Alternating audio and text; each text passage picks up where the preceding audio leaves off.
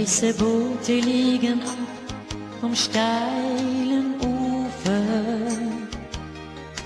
und im Mondlicht auf dem Feld, da stehen die Rufe.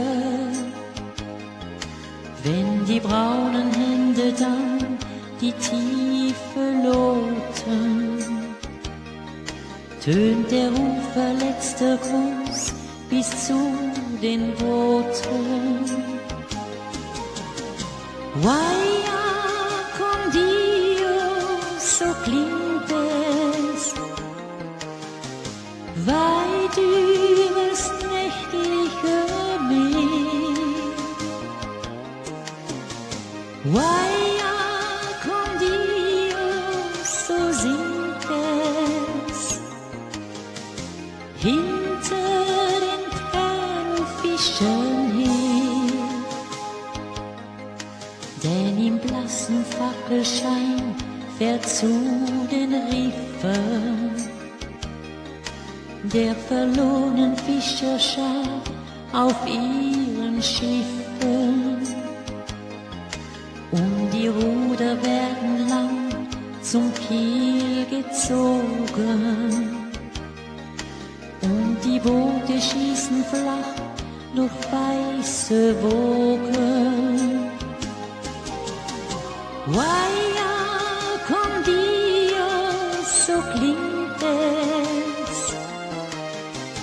weit übers nächtliche Meer. Vaya con Dios, so singt es, hinter den Perlfischen her. Denn jeder kennt das Meer und die Gefahren, doch immer wieder fuhren sie hinaus.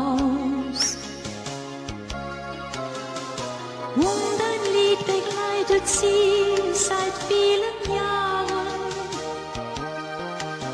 Viel Glück und kommt gesund zurück nach Haus. Vaya con Dios, so klingt es, weit übers nächtliche Meer. Vaya con Dios, so singt es, hinter den Perlfischen